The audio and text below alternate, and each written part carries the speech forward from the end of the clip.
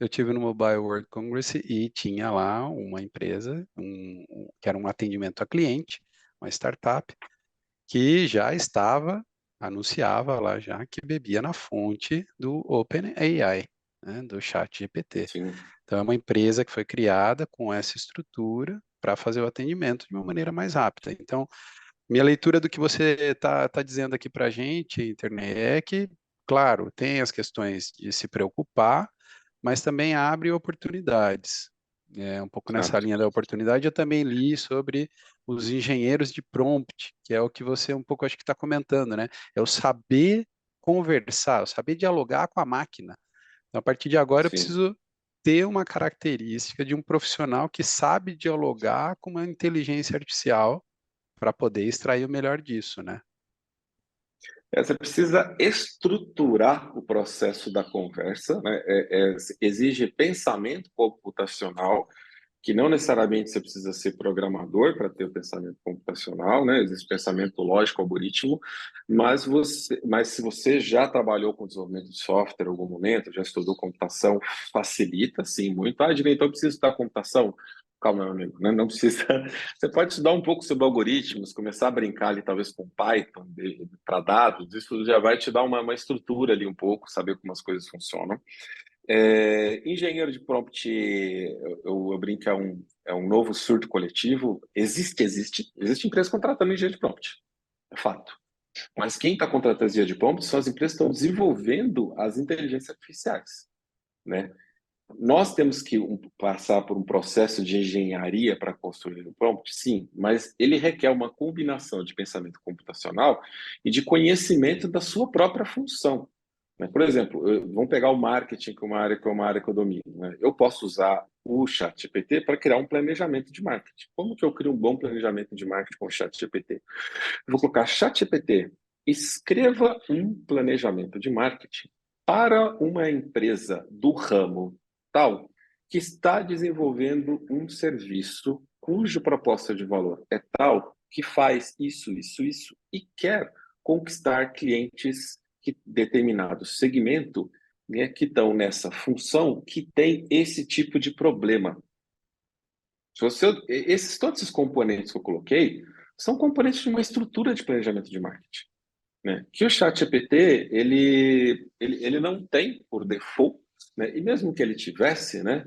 Ele não sabe para que empresa que você quer criar, para que público-alvo você quer criar, mas para você criar um planejamento de marketing, você tem que saber. Você tem conhecimento sobre a empresa, sobre o mercado, sobre o produto, sobre o público-alvo, etc., sobre a proposta de valor. Então, a pessoa tem que ter o conhecimento profundo de marketing. Então, você vai pegar o engenheiro de prompt de programador, ele não vai conseguir fazer. Você vai pegar o cara de marketing que não sabe estruturar, talvez, o pensamento dele de uma forma lógica racional, ele não vai saber. Então, está no meio do caminho, né? Então, a gente está falando de profissionais. É muito mais fácil profissionais de negócio adquirirem essas novas habilidades, né, do que criar um engenheiro de prompt genérico da empresa que vai estar todos os comandos. Não vai existir. É mais uma skill pessoal do que uma nova profissão, né? Então, é mais do que o pessoal do que uma nova profissão. Então, ele vai fazer o planejamento ali. Esse planejamento vai sair automaticamente tudo pronto? Não, ele vai dar tópicos. Você pode pedir cada tópico para ele desenvolver mais. Ele pode dar alguns tópicos que não são relevantes para aquela indústria, porque ele não é uma entidade viva que está olhando pela janela e está vendo. Eu acho que outdoor para vender delivery não é uma boa, porque geralmente as pessoas pedem delivery em casa, né? Então, se ele sugerir outdoor, você, como ser humano pensante, vai ignorar essa sugestão dele. Só que é o seguinte, quantas iniciativas de marketing dá para fazer? Eu, como professor de marketing, eu te falo, dá para você fazer dezenas de iniciativas de marketing. De bate pronto assim, instalar de dedo, a gente pensa em tudo isso? Não pensa.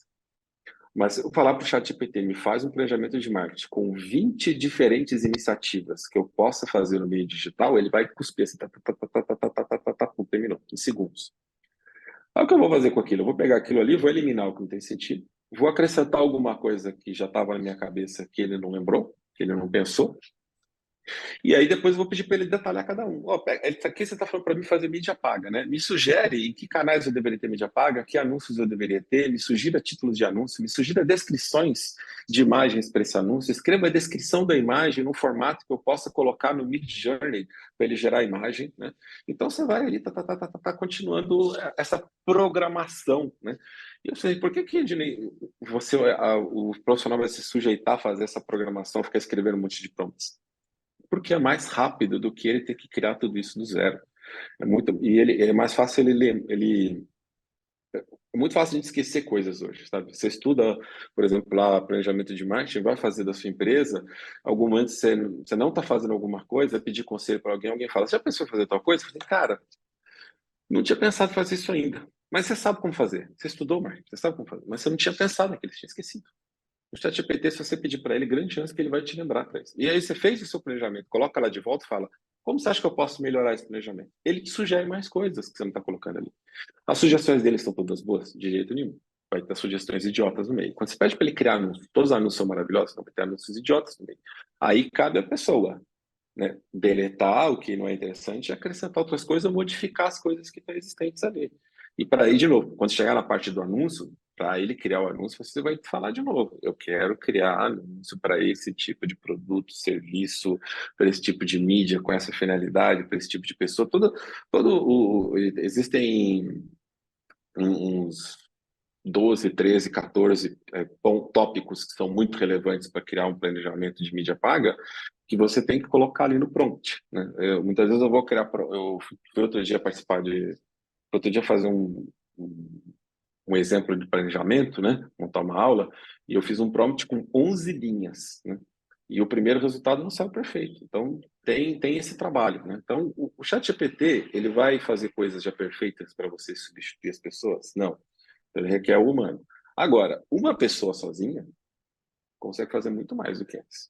Nesse sentido, ele vai diminuir a quantidade de empregos. Em alguns lugares, talvez você possa demitir pessoas, que as pessoas restantes vão conseguir dar conta do trabalho, e alguns lugares que estavam precisando de gente vão fechar as vagas, eu não preciso mais. Quem está aqui com o chat GPT está dando conta. Então, existe nós temos aí um problema real que não pode ser ignorado. Ele vai substituir todo mundo? Não. O profissional sênior é o profissional que as empresas têm que manter, né? É uma coisa importante enfatizar, porque eu já vi gente pensando o contrário. Vou botar um monte de júnior com chat GPT para resolver.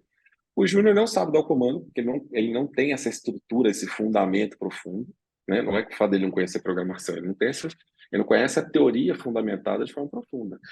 E o júnior, quando se o chat GPT falar uma besteira, talvez ele não saiba avaliar que aquilo é uma besteira, que aquilo tem que ser ignorado, que aquilo tem que ser deletado do e-mail, que aquilo tem que ser deletado do planejamento, né?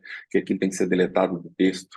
Agora, a real é que com muito menos gente você vai fazer mate, com muito menos jornalistas você vai fazer uma revista ou jornal, com muito menos profissionais em várias áreas, muito menos advogado, talvez você vai criar petições e assim por diante, né? Então ele vai aumentar a produtividade das empresas no nível que pode ser que as empresas não precisem de mais gente para crescer durante um tempo.